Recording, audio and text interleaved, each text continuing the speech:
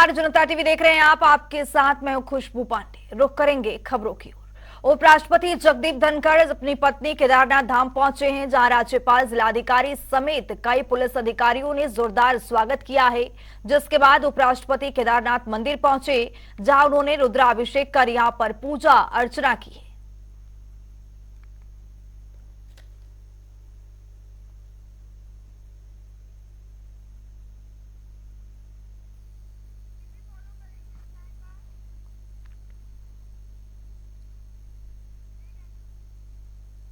उपराष्ट्रपति जगदीप धनखड़ केदारनाथ धाम के बाद बद्रीनाथ धाम पहुंचे, जहां उन्होंने बद्रीनाथ मंदिर में पूजा अर्चना की और साथ ही देश की खुशहाली और जन कल्याण के लिए कामना की। इस दौरान उनकी पत्नी भी उनके साथ मौजूद रही।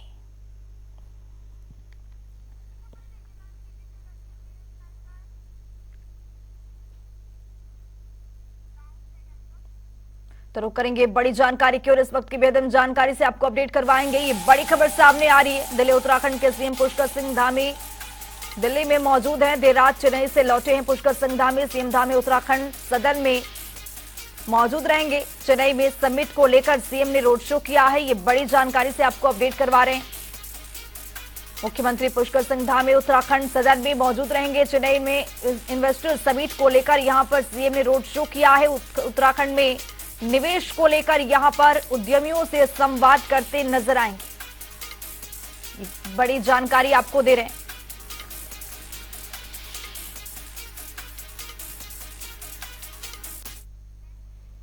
एक और बड़ी जानकारी की ओर रुख करेंगे। इस वक्त की बेहद जानकारी से आपको अपडेट करवाएंगे। देहरादून से ये बड़ी जानकारी आ रही है। 22 जनवरी को रामलला की यहां पर प्राण प्रतिष्ठा होने वाला है। सीएम धामी ने देशवासियों को यहां पर बधाई दी है। ये बड़ी जानकारी से आपको अपडेट करवा रहे हैं। रामलला नए मंदिर में विराजमान हो जाएंगे। मुख्यमंत्री पुष्कर सिंह धामी की ओर से ये बयान निकल करके सामने आया है। पीएम नरेंद्र मोदी भी शामिल होंगे। 22 जनवरी को रामलला की यहां पर प्राण प्रतिष्ठा का आयोजन होगा। सीएम धामी ने देशवासियों को यहां पर बधाई और शुभकामनाएं दी।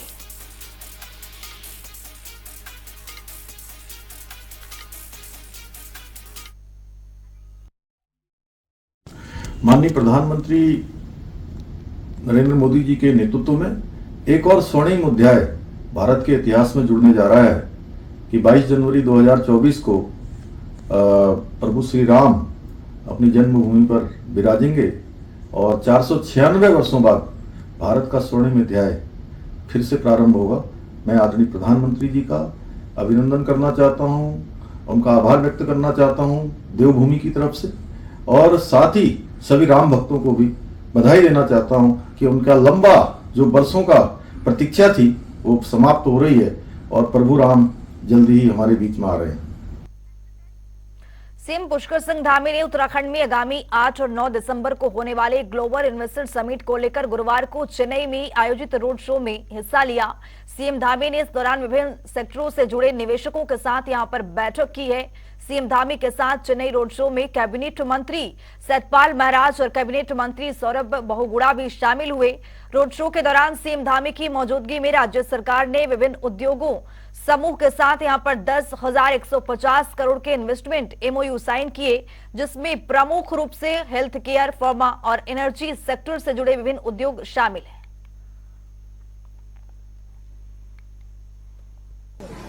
आज मैं हिंदी में बोलूंगा। आज चेन्नई में यहाँ पर रोड शो के माध्यम से और B2G मीटिंग के माध्यम से विभिन्न निवेशकों से और उद्योग समूह के लोगों से जो अलग अलग सेक्टरों में, कोई हॉस्पिटल के क्षेत्र में, हॉस्पिटलिटी के क्षेत्र में, हेल्थ और वेलनेस के क्षेत्र में, एजुकेशन की फील्ड में, इंडस्ट्री की फील्ड में और इलेक्ट्रिक व्हीकल चार्जिंग के क्षेत्र में बहुत सारे उद्योग समूह के लोगों से आज मुलाकात हुई है। बहुत सारे हमने निवेशों पर करार भी यहाँ पर हुए हैं और आज शाम तक हमें उम्मीद है कि बड़ी संख्या में यहाँ से लोगों का रुझान बना है। एक अच्छा एटमॉस्फेयर चेन्नई के अंदर बन रहा है और हमें उम्मीद है कि जो हमारी 8 और 9 दिसंबर को जो इन्वेस्टर ग्लोबल समिट देहरादून में होने जा रही है, यहाँ से भी बड़ी संख्या में लोग प्रतिभाग करेंगे और उत्तराखंड में इन्वेस्ट करेंगे, उत्तराखंड आएंगे और उत्तराखंड की सरकार हर प्रकार से सभी आने वाले जो हमारे इन्वेस्टर हैं, जो इंडस्ट्री के लोग हैं या जो भी वहां पर काम करना चाहते हैं, उन सभी के लिए अच्छी सुविधाएं देने का काम करेंगी।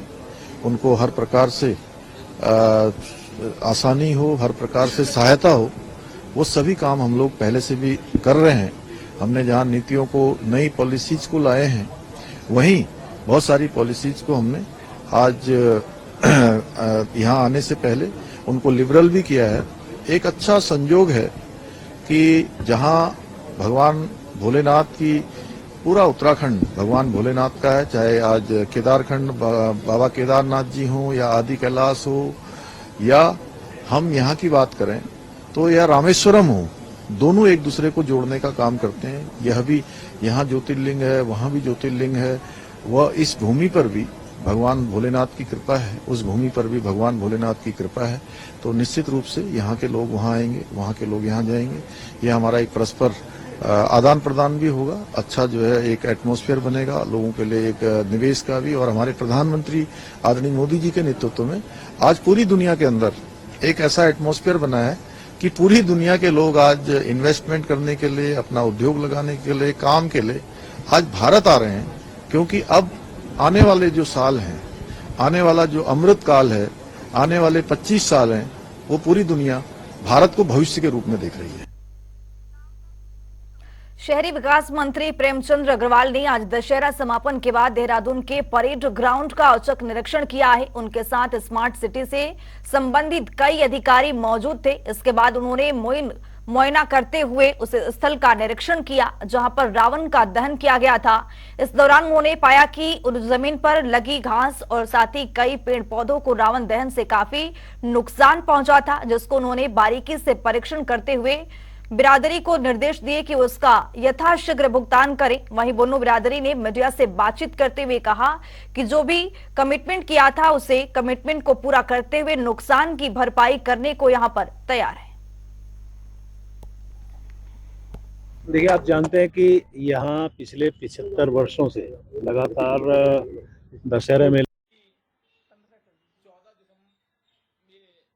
देखिए आप जानते हैं कि यहाँ पिछले 75 वर्षों से लगातार दशहरा मेले का कार्यक्रम होता रहा है और पूरे क्षेत्र के लोग यहाँ पे आते हैं। और अभी 76वां दशहरा मेला 24 तारीख को संपन्न हुआ। इसमें हजारों लोग उसमें शामिल थे। माननीय मुख्यमंत्री जी स्वयं इस कार्यक्रम में उपस्थित थे।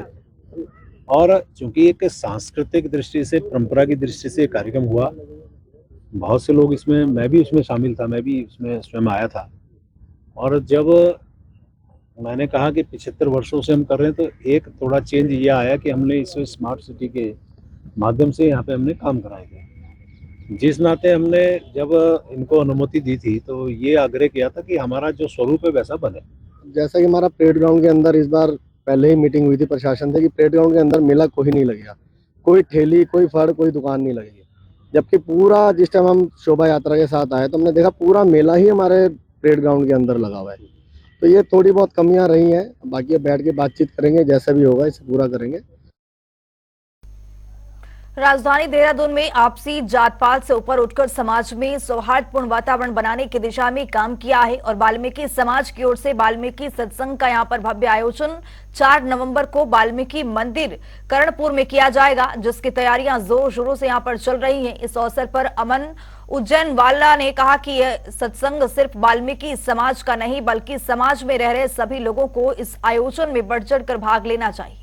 आगे उन्होंने कहा कि इस सत्संग में पंजाब से मशहूर भजन गायक को भी यहां पर बुलाया जा रहा है। हर साल की भांति इस साल भी भगवान वाल्मीकि सत्संग दूसरी बार देहरादून में पावन धरती पर हो रहा है। इस साल भगवान वाल्मीकि मंदिर कर्णपुर, और ये सत्संग का करवाने का मेन मकसद ये है पूरे जो देवभूमि उत्तराखंड की जो समस्त जनता है ये उसे एक साथ करके और एक साथ भाईचारों को प्यार मोहब्बत में बना रहे। ये उस प्लस में भगवान वाल्मीकि प्रकट दिवस के उस प्लस में हर साल भगवान वाल्मीकि पावन सत्संग कराते हैं। अब की बार 4 नवंबर दिन शनिवार भगवान वाल्मीकि कर्णपुर में है और महाकाव्य रामायण के रचयिता भगवान वाल्मीकि, सृष्टिकर्ता दयावान आदि कवि कमलेश्वर जी, जिन्होंने महाकाव्य रामायण के माध्यम से एक पूरे संसार को एक अपने पद चिन्हों पे रामायण के माध्यम से हम लोगों को चलने का वो दिया है और समस्त जनता उत्तराखंड देहरादून की सभी कार्यक्रम में पहुंचे और अपना सत्संग सफल बनाए। ये सत्संग आप उत्तराखंड की जनता का सभी का है। जय वाल्मीकि, हर हर वाल्मीकि। देहरादून में ऑनलाइन फूड डिलीवरी बॉय सड़क हादसे का शिकार होने के बाद परिवहन विभाग सख्त हो गया है। परिवहन विभाग ने कंपनी को अल्टीमेटम दे दिया है। उन्होंने कहा है कि कंपनियों ने डिलीवरी बॉय को तेज गाड़ी भगाने को यदि बाध्य किया, उस स्थिति में हादसा होने पर कंपनियों के खिलाफ कार्रवाई की जाएगी। आपको बता दें कि ऑनलाइन फूड सप्लाई कंपनियों को डिलीवरी बॉय तेज बाइक चलाकर टारगेट पूरा करने के कारण हादसे का यहां पर शिकार हो रहे हैं, जिसको देखते हुए आरटीओ की ओर से डिलीवरी बॉय को यहां पर ट्रेनिंग दी जा रही है।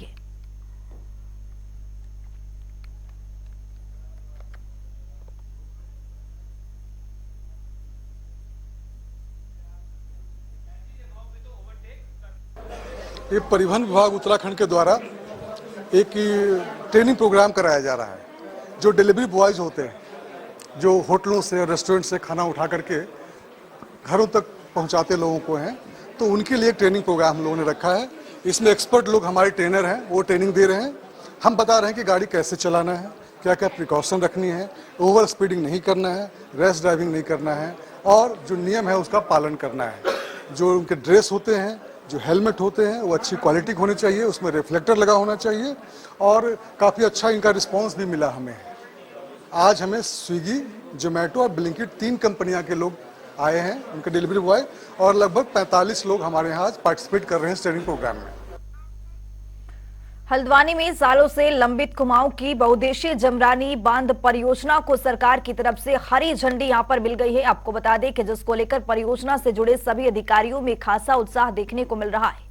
संस्कृति को लेकर जब महाप्रबंधक जमरानी प्रसाद बिश्नोई से बातचीत की गई तो उन्होंने बताया कि परियोजना पिछले लगभग 50 सालों से लंबित पड़ी हुई थी, जो कि आज साकार रूप लेने जा रही है।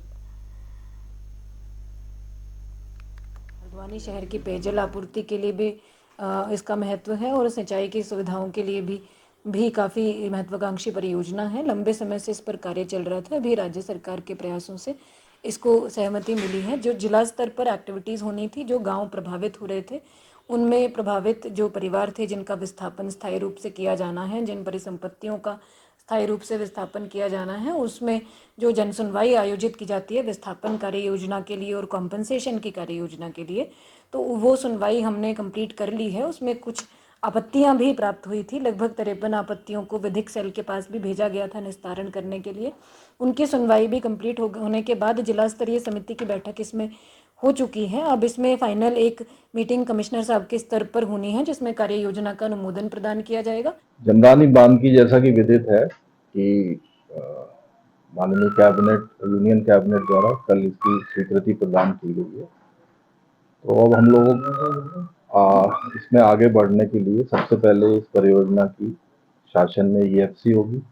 EFC के बाद फिर टेंडर डॉक्यूमेंट की वेटिंग शासन से ही होगी और उसके बाद टेंडर प्रक्रिया शुरू की जाएगी। जानते हैं कि बहुत लंबे समय से पेंडिंग इसकी, इसको हाईएस्ट लेवल पे at the level of honourable chief minister, at the level of honourable chief secretary इसकी मॉनिटरिंग हो रही थी। इसकी रिहैबिलिटेशन पॉलिसी ये कमिश्नर के लेवल पर फाइनलाइज हुई थी और उसके बाद अब इसको अंततः मंजूरी मिल गई। आप जानते हैं कि ये मल्टीपर्पज़ प्रोजेक्ट है। मेन कंपोनेंट इसमें ड्रिंकिंग वाटर का है, लेकिन सिंचाई का भी एक कंपोनेंट है, पावर का भी एक कंपोनेंट रखा गया है और 117 MLD के हिसाब से पानी इसमें उपलब्ध हो, इसके हिसाब से इसको हम डिज़ाइन कर रहे हैं।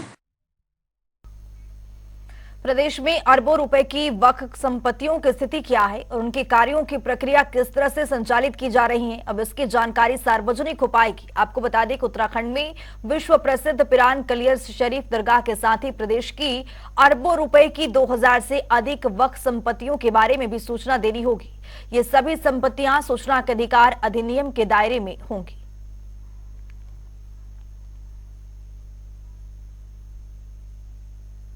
सूचना आयोग द्वारा एक आदेश पारित किया गया है जिसमें ये कहा गया है कि वक्फ की तमाम संपत्तियों को आरटीआई के दायरे में लाया जाएगा। एक स्वागत योग्य कदम है और मुझे लगता है कि हम 0% टॉलरेंस ऑन करप्शन की सरकार युवा मुख्यमंत्री पुष्कर सिंह धामी जी के नेतृत्व में चला रहे हैं, तो वो ट्रांसपेरेंसी दिखनी भी चाहिए। वक्फ बोर्ड पहले भी सूचनाओं को देता रहा है, लेकिन क्योंकि नीचे के औकाफ से सूचना प्रॉपर नहीं आती है तो उसको वो दायरे में नहीं थे। और जिस तरह से आयोग का निर्णय आया है, मुझे लगता है कि इससे ट्रांसपेरेंसी और बढ़ेगी और लोगों को भी औकाफ के बारे में जानने का मौका मिलेगा। और हम ये कहते हैं कि जब आप ईमानदारी से काम करते हो तो ईमानदारी दिखनी भी चाहिए, और उस ईमानदारी दिखने के लिए ये औकाफों की सुरक्षा के लिए, औकाफों की हिफाजत के लिए बहुत अच्छा एक ईमानदार कोशिश है। उधम सिंह नगर के बाजपुर का सामुदायिक स्वास्थ्य केंद्र इन दिनों खूब चर्चा में बना हुआ है, जिसका मुख्य कारण स्वास्थ्य केंद्र में तैनात दंपति चिकित्सक का मरीज के साथ दुर्व्यवहार और तानाशाही माना जा रहा है, जिससे क्षेत्र के लोगों में खासा यहां पर आक्रोश बना हुआ है। इस रिपोर्ट के जरिए देखिए। उधम सिंह नगर के बाजपुर का सामुदायिक स्वास्थ्य केंद्र इन दिनों खूब चर्चा में बना हुआ है, जिसका मुख्य कारण स्वास्थ्य केंद्र में तैनात दंपति चिकित्सक का मरीज के साथ दुर्व्यवहार और तानाशाही माना जा रहा है, जिससे क्षेत्र के लोगों में खासा आक्रोश बना हुआ है। वहीं दंपति चिकित्सक की तानाशाही के खिलाफ कांग्रेस कार्यकर्ताओं ने भी कमर कस ली है, जिसके चलते कांग्रेस कार्यकर्ताओं ने दंपति चिकित्सक के खिलाफ स्वास्थ्य केंद्र में धरना प्रदर्शन किया और जमकर नारेबाजी की। इतना ही नहीं, कांग्रेस कार्यकर्ताओं ने मुख्यमंत्री पुष्कर सिंह धामी के दंपति चिकित्सक का स्थानांतरण कराए जाने की मांग भी की है। ऐसा है, विगत दिनों में हम लोग लगातार सुन रहे हैं पब्लिक की पीड़ा को कि यहाँ पर जो हमारे सीएमएस हैं और उनकी वाइफ है, उनका बड़ा दुर्व्यवहार है यहाँ की पब्लिक के साथ, यहाँ की गरीब महिलाओं के साथ, और उसके खिलाफ आज हम लोग यहाँ बैठे। जबकि विगत दिनों में एक महिला जिसका जो गर्भवती थी, जिसका बच्चा होना था, उसको मैडम ने यहाँ पर जो डॉक्टरनी साहिबा है उन्होंने बोल दिया था कि वो जो है उसका बच्चा पेट में मर चुका है। जबकि वो गरीब आदमी उसके बाद प्राइवेट में जाता है और वहाँ पर उसका बच्चा जो है सही पाया जाता है। तो इस तरीके से यहाँ की गरीब जनता को बरगलाया जा रहा है।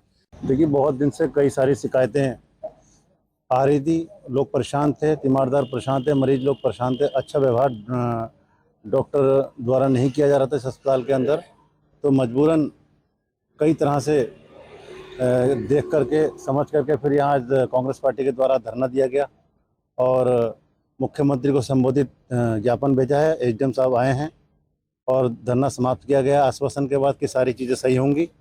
इस पूरे मामले की जानकारी मिलने के बाद एसडीएम राकेश चंद्र तिवारी ने स्वास्थ्य केंद्र का निरीक्षण किया और स्वास्थ्य केंद्र में तैनात चिकित्सकों से बातचीत की। साथ ही एसडीएम राकेश चंद्र तिवारी को स्वास्थ्य केंद्र में तैनात कर्मचारी का नशीला पदार्थों का सेवन करने का वीडियो भी मिला है, जिसके बाद एसडीएम राकेश चंद्र तिवारी ने कर्मचारियों की फटकार लगाते हुए उन्हें चेतावनी दी है। तो अभी मेरी सभी से इन लोगों से बातचीत हुई और जो यहाँ पेशेंट है उनसे बातचीत हुई, तो कुछ जो इस हॉस्पिटल से उम्मीद होनी चाहिए कि एक बेहतर स्वास्थ्य व्यवस्था होनी चाहिए, वो कुछ न कुछ कमी वहाँ दिखाई दे रही है। तो अभी हमने सभी चिकित्सकों से जो यहाँ तैनात है उनसे बात की कि भाई आपको व्यवस्था सुधारने की जिम्मेदारी है, क्योंकि आप ही लोगों की है। और हमारे ये इस विधानसभा और इस तहसील में जो 2.5-3 लाख की आबादी है, उसमें सबसे बड़ा हॉस्पिटल गवर्नमेंट का यही है। तो सबकी रिस्पॉन्सिबिलिटी बनती है कि वो अपनी जो सेवाएं हैं वो समय से दें, 8 बजे से 2 बजे तक उपस्थित हो जाए। कोई भी पेशेंट आए, वो आपकी जो जिम्मेदारी बनती है, जो जिस आर्थो के डॉक्टर हैं या डेंटिस्ट है, जो भी है, आई सर्जन हैं, वो अपनी जिम्मेवारियों का निर्वहन सही तरीके से करें। अब आप खुद ही समझ लीजिए, कि जब स्वास्थ्य केंद्र में आने वाले मरीजों के साथ चिकित्सक दुर्व्यवहार और अभद्रता करेंगे तो सरकार की योजनाओं पर पलीता लगना स्वाभाविक है। ऐसे में सरकार को चाहिए कि जल्द से जल्द तानाशाह अधिकारियों पर लगाम कसी जाए, जिससे स्वास्थ्य केंद्र में आने वाले मरीजों को बेहतर उपचार मिल सके। जनता टीवी के लिए बाजपुर से अजहर मलिक की रिपोर्ट।